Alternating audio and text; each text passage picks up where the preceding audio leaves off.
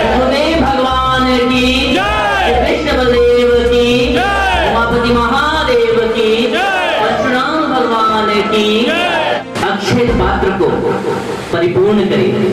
जिस हेतु से आपका इस धराधाम पे जन्म हुआ है, कबहू करी करुणा नर देहि, देत इस बिनु हेत से नहीं। जिस कृपा से परमात्मा ने यह तन दिया है, उस कृपा को प्राप्त करें।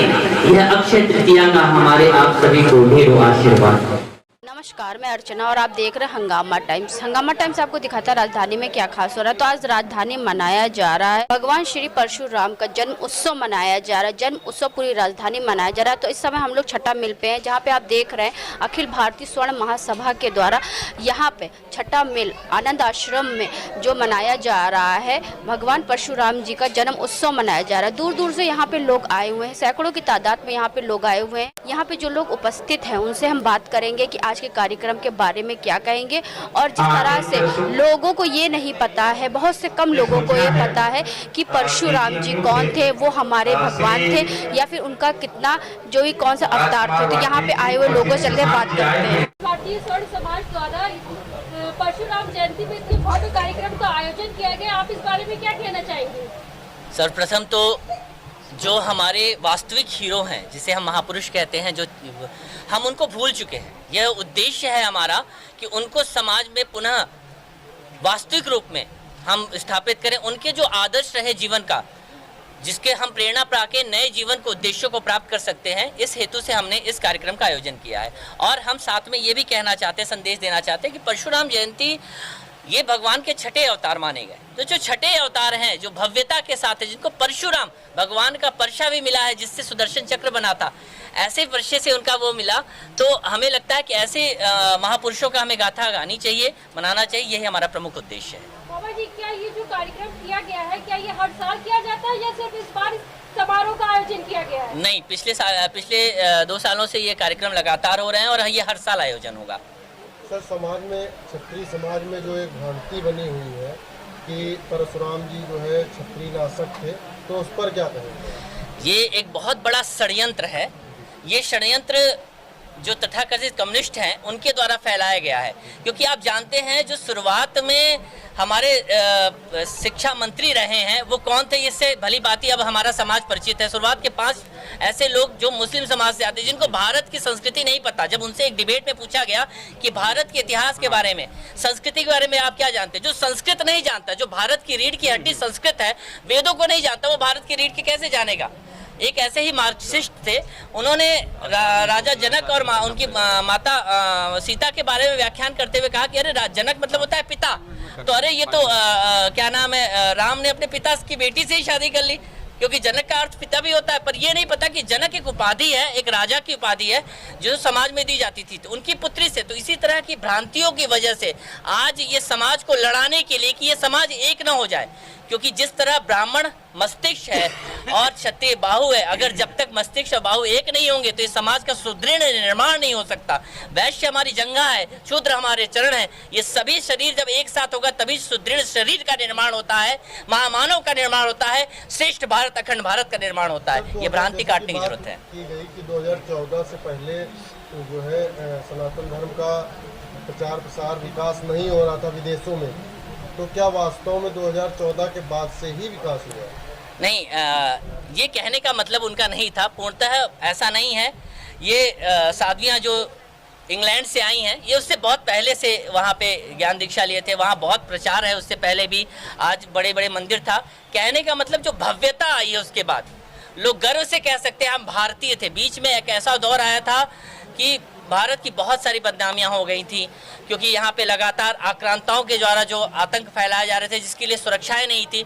पर अब ऐसा हो गया है कि भारत के सैनिक जिनके सर काट के ले जाते थे, हमारे शासक कुछ नहीं कर पाते थे, पर उसका जवाब, ईंट का जवाब पत्थर से मिल रहा है। इसकी वजह से भारतीय आज भारत गर्व से कह पाता है कि हाँ, हम भारतीय हैं और हमारे विश्वास है, हम सनातनी हैं, हम हिंदुत्व हैं। क्योंकि अब वास्तविकता में जो सनातन की परिभाषा है, हिंदुत्व की परिभाषा है, वो पूरे विश्व में जा रही है। सर, जैसा कि आपने कहा कि बिना राजनीति के कुछ संभव नहीं है, नगर निकाय चुनाव आ रहा है किसको समर्थन करेगी आपकी अखिल भारतीय स्वर्ण महासभा? पहली बात तो ये एक सामाजिक और सांस्कृतिक संगठन है और हम समाज, संस्कृति को और आध्यात्म को लेके बढ़ रहे हैं। जो इस राष्ट्र की ओर, हमारे देश धर्म की रीढ़ की ओर अग्रसर होगा, यह समाज उसको आशीर्वाद देगा। बाबा परशुराम भगवान की जय। बाबा परशुराम भगवान की जय। बाबा परशुराम भगवान की जय। जय परशुराम, जय परशुराम। बाबा जी, अभी भी क्या आपको लगता है कि आज काफ़ी कम लोगों को पता है कि परशुराम जी की जयंती है? मुझे लगता है भारतीय लोगों को बहुत कम लोग हैं जिनको पता होगा कि आज जयंती है। बिल्कुल, ये इससे सारे लोग ईद मना रहे हैं, बट अभी वो लोग ये नहीं जानते कि परशुराम जी की जयंती भी है। अभी कई सारे भारतीय हैं, सनातनी धर्म है, जिनको भी पता ही नहीं है कि अभी बाबा जी की जयंती है। बिल्कुल आप सत्य बोल रहे हैं। हमारा बृहद समाज इससे अछूता है। आपने बहुत अच्छा काम किया है इस जयंती को ऑर्गेनाइज करके, और आपको बहुत बहुत बधाई। ऐसे ही आप करते रहें। और नहीं, हम तुम्हें भी बहुत बहुत बधाई है। तुम सभी जो पत्रकार बंधु यहाँ उपस्थित हुए हैं, परशुराम जयंती अक्षय तृतीया पे आपका भंडार बढ़ा रहे, आप उन्नति करें और आगे जाएं और आपके न्यूज़ चैनल विश्व में विख्यात हो, ये हमारी आशीर्वाद है आप सभी को। और बिल्कुल इसका प्रयास आप लोग भी करें, आप लोग भी जन जन तक बताएं और जो कम्युनिस्टों के द्वारा फैलाया गया है, जो भ्रांतियां फैलाई गई, उस पर प्रहार करें, क्योंकि यह भ्रांतियां ही हमारे समाज को, हमारे श्रेष्ठ मानवों को हमसे दूर किया है, महापुरुषों को हमसे दूर किया है। अब है हमें सही हीरोज तय करना है, जो हमारी रीढ़ की हड्डी। भगवान शंकर के सब भक्त होते हैं, लेकिन परशुराम जी भगवान शंकर के शिष्य रहे हैं। 10 वर्ष की कठोर तपस्या करके उन्होंने धनुर्विद्या सीखी और उस विद्या का एक लक्ष्य था, अधर्म को समाप्त करना। जैसे भी मिश्रा जी ने, अविनाश मिश्रा जी ने एक प्रश्न किया हमारे पत्रकार भाई ने कि ऐसी भ्रांति है कि क्षत्रियों को समाप्त कर दिए वो, और अगर सच में यही होता तो भगवान राम कौन थे, राजा दशरथ कौन थे, राजा जनक कौन थे, और तमाम क्षत्रिय जो भगवान माता सीता के स्वयंवर में थे वो कौन थे फिर? दरअसल ऐसा नहीं है। उसका मतलब ये था कि वह क्षत्रिय जो अपने मद में अत्याचार, अभिमान करके, अन्याय करके और समाज में गलत प्रसार कर रहे थे, गलत चीज कर रहे थे, उनको दंडित किया। और इसकी आवश्यकता भी थी। सहस्त्रार्जुन ने बहुत गलत कार्य किए, यज्ञ को विघ्न किया, सत्कर्म करने वालों को विघ्न किया, संतों को परेशान किया, माता रेणुका को परेशान किया, ऋषि जमदग्नि को परेशान किया। तो अनेक जो इस प्रकार से, और उसको कोई दंड नहीं दे पा रहा था, क्योंकि उसको ऐसा आशीर्वाद, ऐसा उसके पास शक्तियाँ थी, 1000 भुजाएं थे, और उनको काटने वाला कोई महान पुरुष ही होना चाहिए था। तो इस महान पुरुष भगवान परशुराम जी ने अवतार लिया और उसके पश्चात उसे दंडित किया। और इसलिए समझना चाहिए कि उन्होंने सच्चे क्षत्रियों का सम्मान भी किया, भगवान श्री राम को प्रणाम भी किया भगवान परशुराम जी ने। तो इसका मतलब ये कैसे हो गया कि वो क्षत्रिय के विरोधी थे? वह तो भगवान श्री राम को प्रणाम करके गए। तो कहने का तात्पर्य वह असत्य और अधर्म के विरोधी थे, ना कि क्षत्रियों के विरोधी थे जी। इसीलिए उनका पूजन करना चाहिए और उनका सम्मान करना चाहिए। और ब्राह्मणों को नीचा दिखाने के लिए यह बात प्रचारित किया गया कि वह परशुराम जी क्षत्रियों के विरोधी थे, ये थे, वो थे, ये बिल्कुल गलत बात है।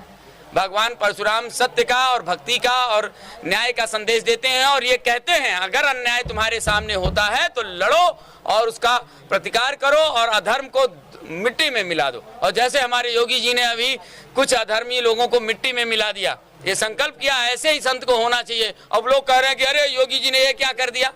अरे यहीं कमलेश तिवारी को पुलिस की प्रोटेक्शन में मारा गया, इंदिरा गांधी मरी, राजीव गांधी मरे, कितने लोग मरे, तब तो नहीं चिल्लाए। और आज लोग कह रहे हैं अरे ये क्या पुलिस प्रोटेक्शन। अरे भाई, पुलिस वाले क्या वहाँ पे अंतर्यामी थोड़ी होते हैं? वहाँ खड़े थे, अचानक आके तड़ मार दिए। अगर इस प्रकार से देखा जाए तो पत्रकार के वेश में आए थे, सभी पत्रकार घेरे में आ गए। भाई पत्रकारों से बच के रहना चाहिए, ये तो कभी गोली मार दें, लेकिन ऐसा नहीं है। आप लोगों को मैं उस रूप में नहीं देख रहा हूँ, आप लोगों को एक अच्छे कार्यकर्ता के रूप में देख रहा हूँ, तो इसलिए ये बात है। बाबा जी, लग रहा है उत्तर प्रदेश में राम राज्य आ चुका है या अभी 5 वर्ष के बाद आएगा?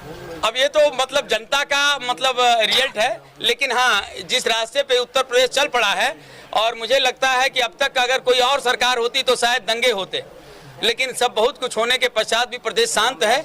इसका मतलब हाँ, और लेकिन एक बात और है, राम राज्य में अभी बहुत सारी चीजें, राम राज बैठे त्रिलोका हर्षित भय गए सब शोका। अभी जब राम जी बैठेंगे गद्दी पे तब राम राज आएगा। बाबा जी, इस कार्यक्रम के माध्यम से आप आम जनता तक क्या संदेश पहुंचाना चाहिए? मैं ये कहना चाहता हूं कि अधर्म को, अन्याय को जड़ से उखाड़ दो और जो सहस्त्रार्जुन जैसा अत्याचारी हो और उसका गला काट दो, उसकी सारी भुजाएं काट दो, उसकी सारी शक्तियों को समाप्त कर दो और उसके पश्चात धर्म की विजय करके दिखाओ। जो सो रहे हैं उन्हें जगा दो, जो जग रहे हैं उन्हें चला दो, जो चल रहे हैं उन्हें दौड़ा दो और जो दौड़ रहे हैं उन्हें उड़ा दो और जो उड़ रहे हैं उन्हें मंजिल तक पहुंचा दो। कुछ करके दिखाना है, कुछ करके दिखाना है, सारा समाज अब बदल के दिखाना है। तो हमारे साथ है मनीष जी। मनीष जी एक अध्यापक हैं जो बच्चों को तैयार करते हैं उनके अच्छे भविष्य के लिए। तो आज जिस तरीके से परशुराम जी का जन्म उत्सव मनाया जा रहा है, तो आज के अवसर पे क्या कहना चाहेंगे? आपका स्वागत है। नमस्कार सभी को, सभी मित्रों को नमस्कार। ये कहना चाहते हैं कि भगवान परशुराम का जो मेन उद्देश्य है वो है कि जो पाप है, जो पापियों का संहार किया उन्होंने, वो छठवां अवतार था उनका, हमारा भगवान परशुराम जी का। उन्होंने जब भी यहाँ अत्याचार हुआ है और अच्छे व्यक्तियों पर जो है अत्याचार हुआ है या गाय पर हुआ है, जानवरों पर हुआ है, तो उन्होंने उसका संहार किया। जब धर्म के ऊपर जो है रक्षा की जरूरत पड़ती है और धर्म को बचाने की बात करें तो भगवान कहीं ना कहीं से अवतार लेते ही हैं। हाँ, भगवान अवतार लेते हैं और ये जरूरत क्यों पड़ती है? इसलिए क्योंकि हमारा समाज जो है ऐसी नौबत पैदा कर देता है कि भगवान को अवतार लेना पड़ता है। तो हम लोग, हमारी तरफ से ये मैसेज है, हम शिक्षक होने के नाते, कि हमारा समाज सही दिशा में चले और ऐसी नौबत ना आने पाए। कि आपकी तरफ से परशुराम जयंती की शुभकामनाएं।